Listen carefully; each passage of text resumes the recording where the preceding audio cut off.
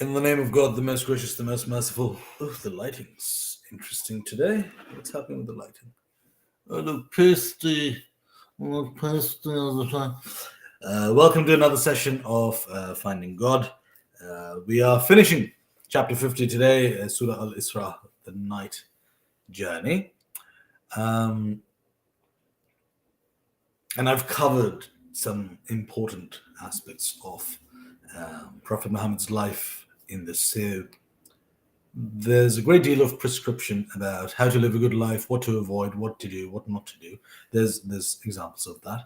But as I mentioned, even though in this chapter it's one or two verses only, there were footnotes and there were details about the whole journey of going from Mecca to Jerusalem, from Kaaba to Dome of the Rock, Haram to Aqsa, and from there to traverse the seven skies.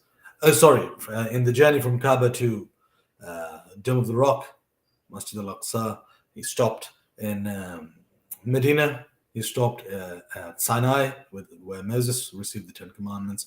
He stopped at Beit al-Lahm, which is Bethlehem.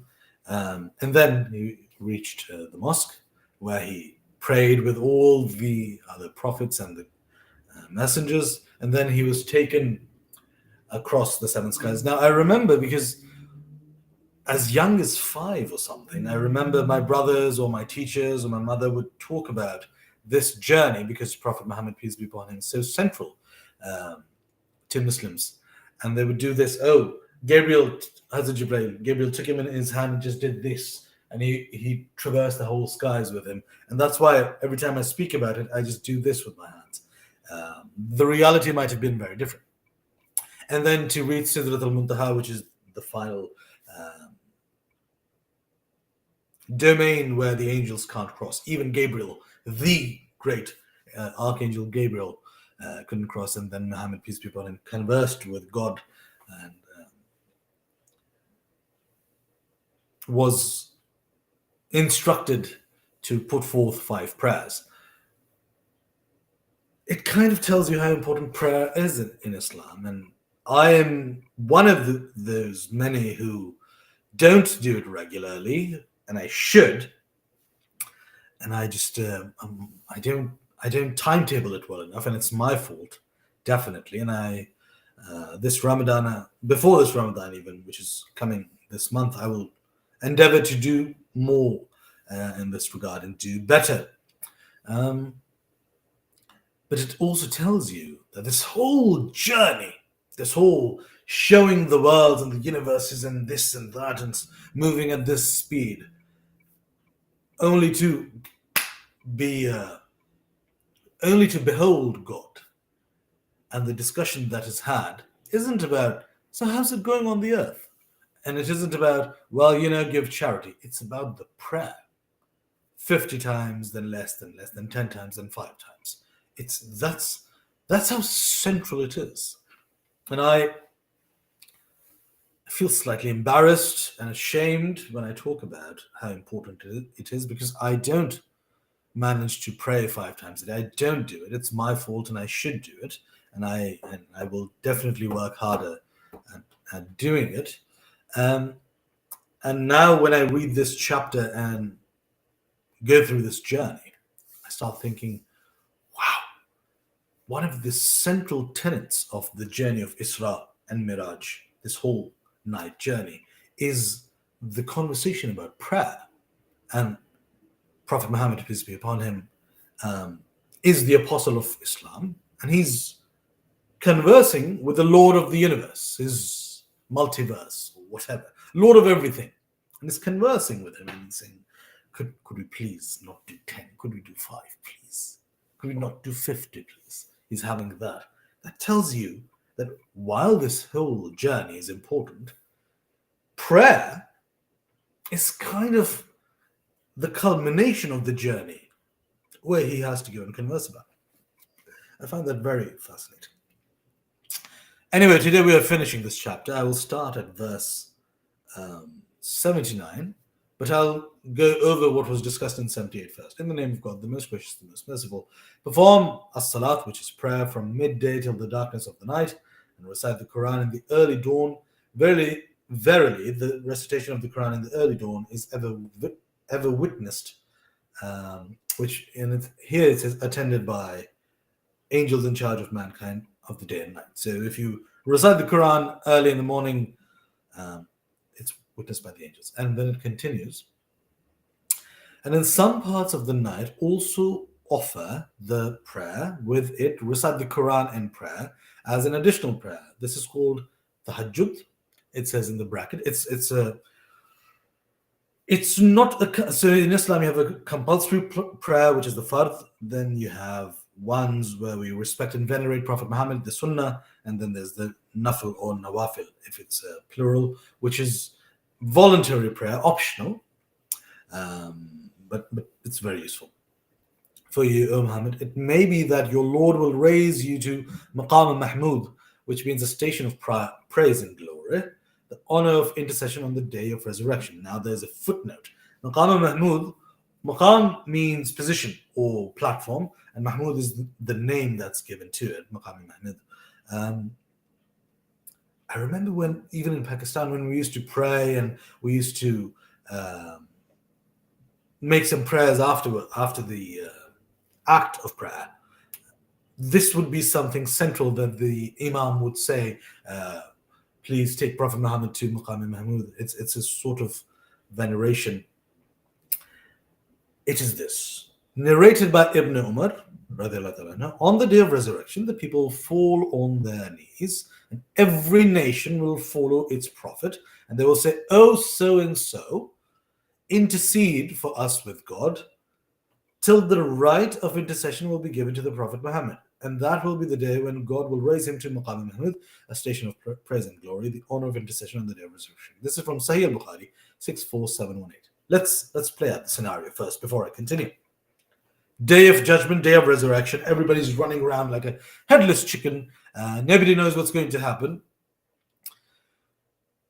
And the case, according to our belief and according to other religions as well, the case would be so difficult that people would be saying, hey, look, plead my case with God, intercede on my behalf.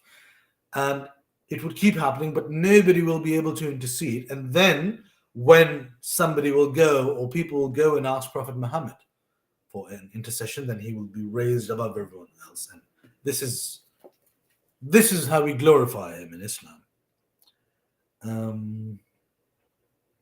There's a second footnote to that, narrated by Jabir bin Abdullah. God's messenger said, whoever, after listening to the adhan, which is the Muslim call to prayer, says, oh God, the Lord of this complete call and of this prayer, which is going to be established, give Muhammad al-wasila and al-fadila. I'll explain what these means. And raise him to Maqam Mahmud, which you have promised him will be granted my intercession for him on the day of resurrection. This is also from Sahih al-Bukhari 64719. So it says that when you hear the call for prayer, which is 5 times a day, at least, and if you pray for this, so that's what I was saying on the television we used to hear, and the Imam used to say, please take Prophet Muhammad to this wasila and fadila, and to the high platform, high station. So on the day of judgment, the Prophet will intercede on your behalf. So it's almost reciprocal how it's being dealt with. That's interesting. And it says al-wasila is the highest position in paradise, which is granted to the Prophet particularly, and al-fadila is the extra degree of honor which is bestowed on him above all creation. Well, in Islam we believe that. In Islam, he is the most central figure. Interestingly, in many other perspectives as well, he's given a very important place. I'm glad to see that that he's sufficiently valued in other faiths as well.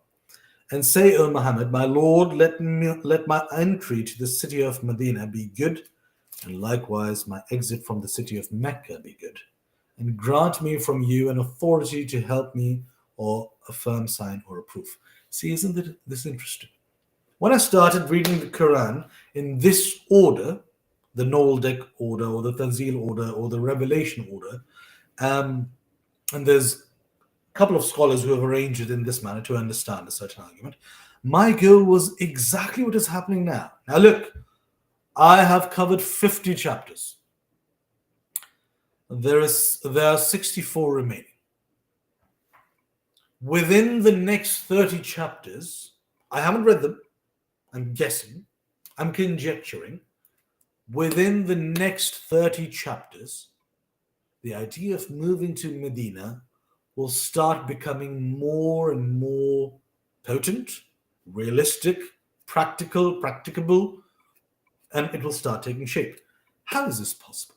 Because in this chapter, when Archangel Gabriel was transporting Muhammad to Mount Sinai and Bethlehem and then to the final Dome of the Rock, the first stop was this city of Medina.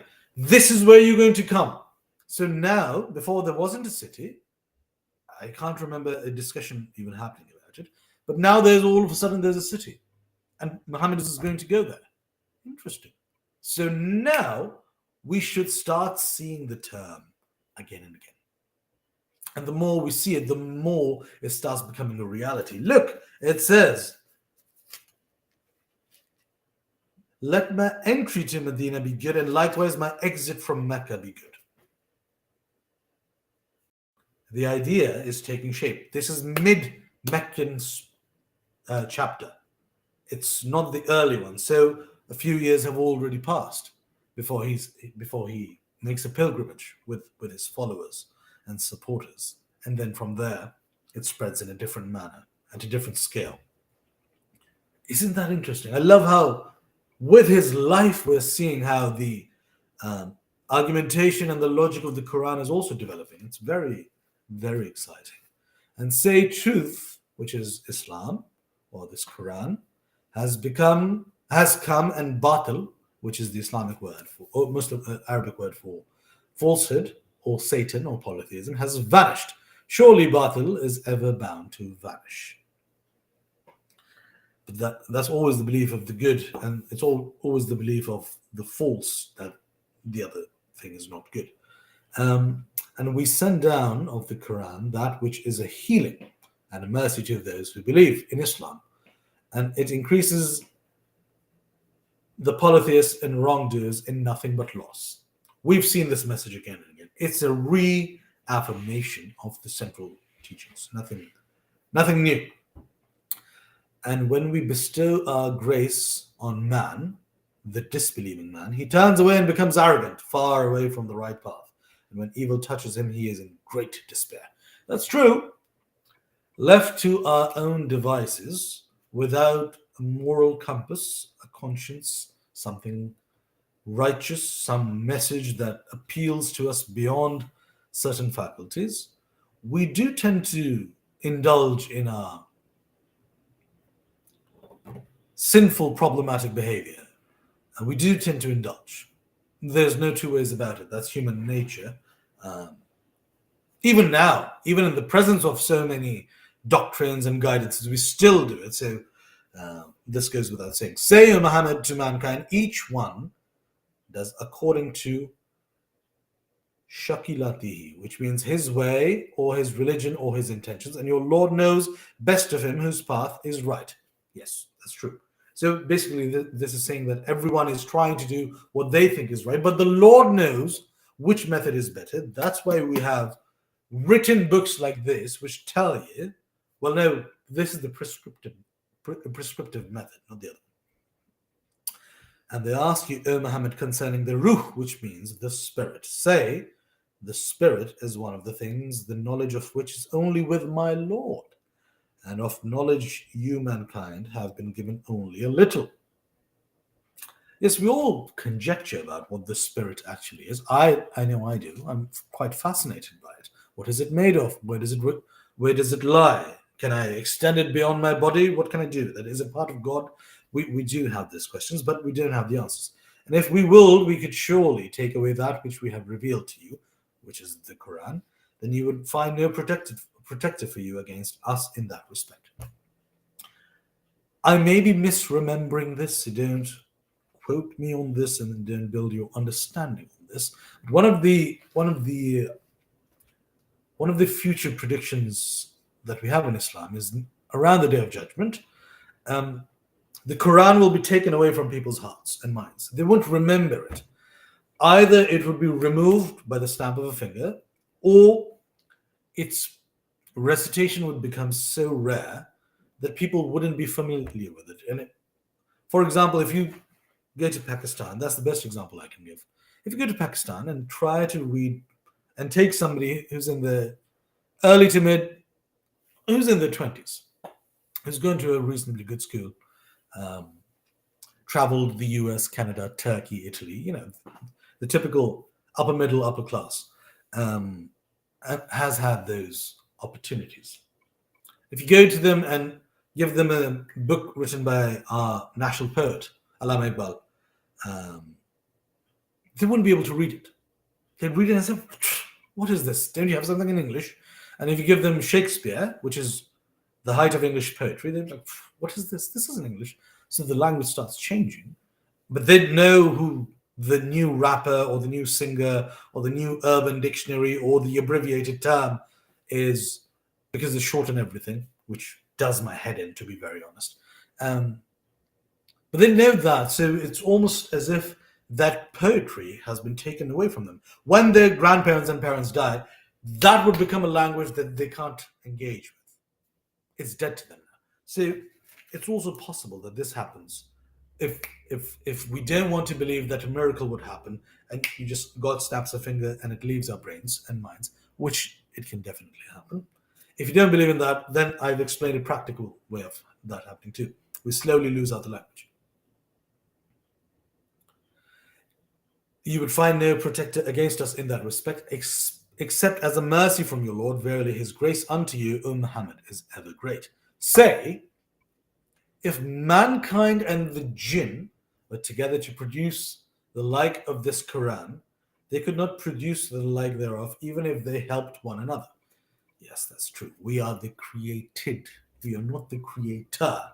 I know we can make a dimensional argument here, but I'm talking about fourth dimensional being living on the planet Earth, bound by time and space, and as a Muslim. And indeed, we have fully explained to mankind in this Quran every kind of similitude, but most of mankind refuse the truth and accept nothing but disbelief. That's true. We are a cynical bunch until we're not. And then either we become blind fanatics or we become sensible religious people. And they say, we shall not believe in you, O Muhammad, until you cause a spring to gush forth from the earth for us, or you have a garden of date palms and grapes and cause rivers to gush forth in their midst abundantly, or you cause the heaven to fall upon us in pieces as you have pretended, or you bring God and the angels before us face to face, or you have a house of zukhruf, which means like silver and pure gold, or you ascend up into the sky. And even then we will put no faith in your ascension until you bring down for us a book that we would read. That's a lot. What would I have done? Not even 1500 years ago.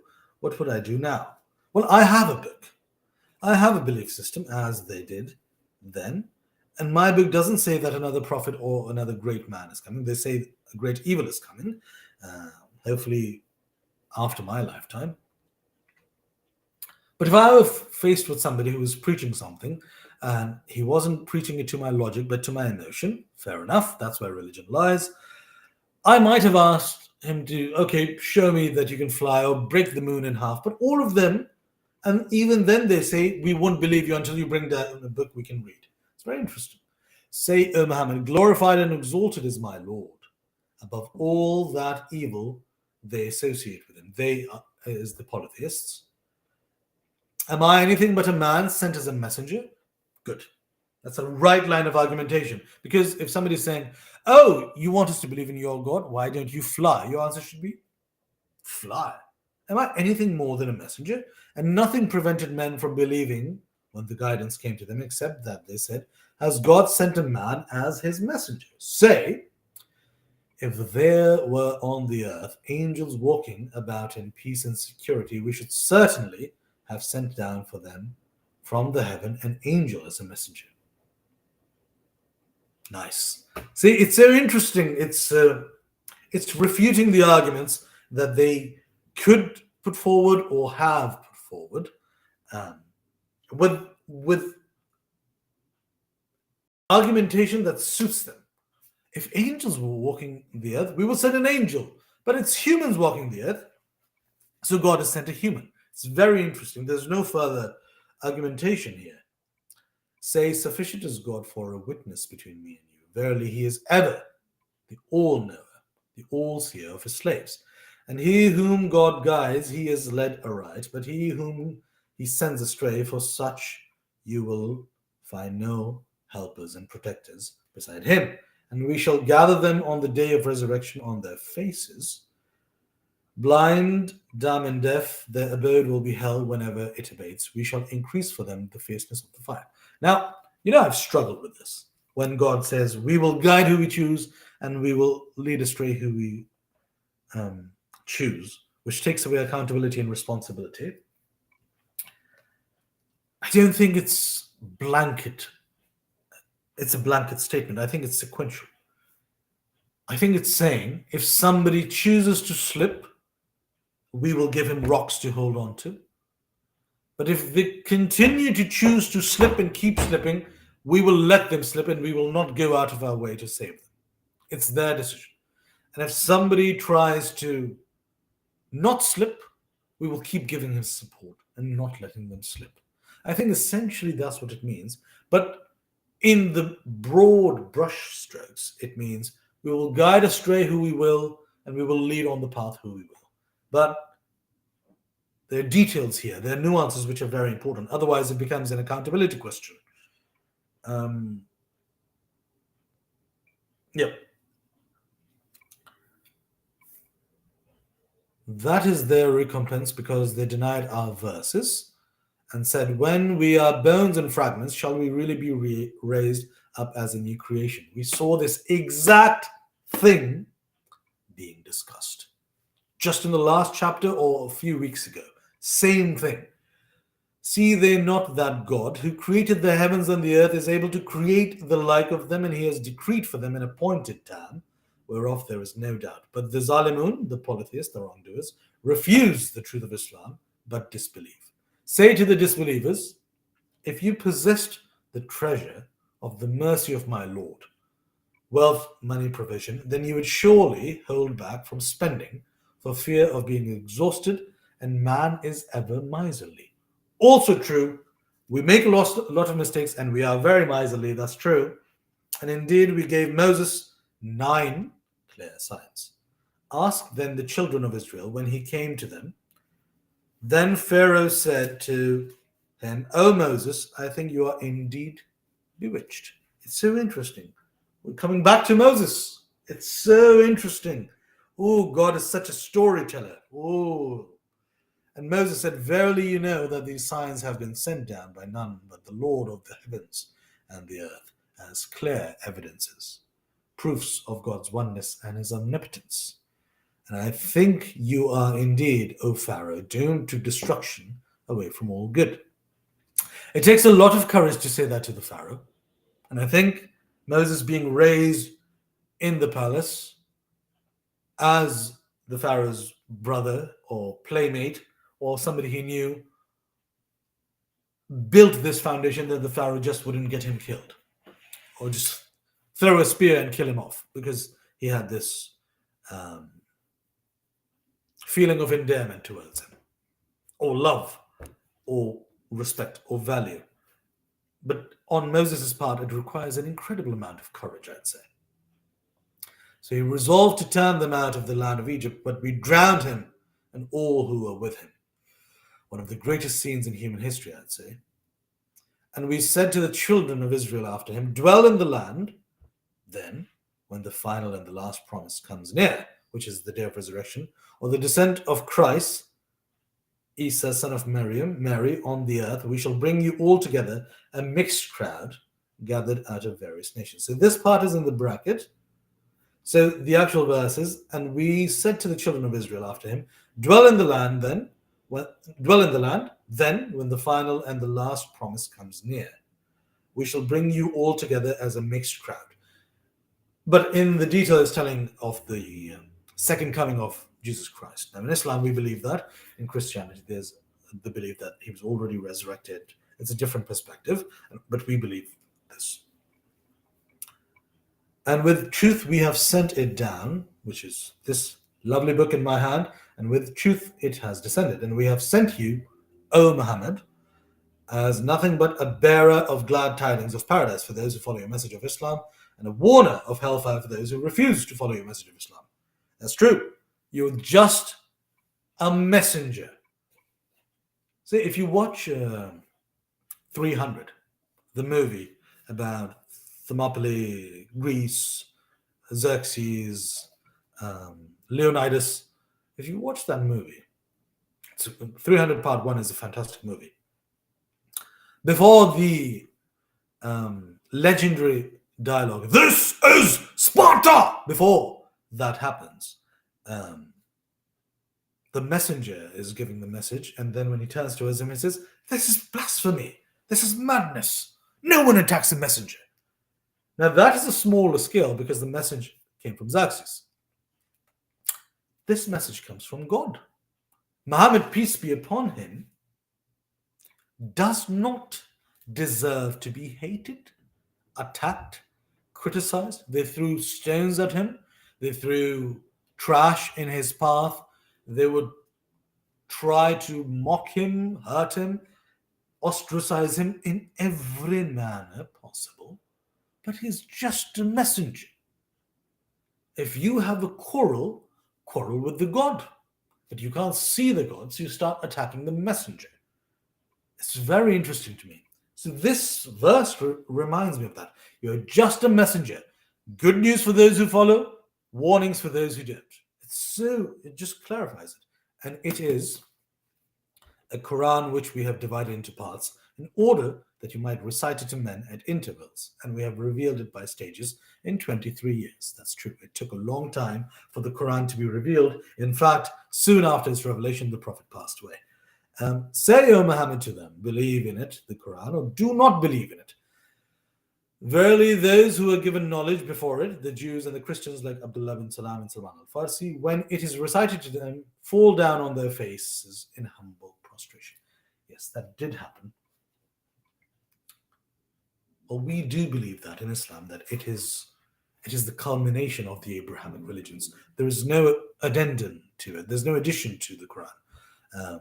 It's the Old Testament, Torah, then the New Testament, Gospel, Bible, and then the Quran, and it completes the argument. So people of the faith who existed before it, when they hear it, it moves them because it verifies what they believe, but it also develops it further. And they say, glorified is our Lord. Truly the promise of our Lord must be fulfilled. And they fall down on their faces, weeping, and it increases their humility. Do you know what? In today's corporate, rational, scientific climate, it's hard to believe this for a lot of us. But this lot is probably below 15 to 20%.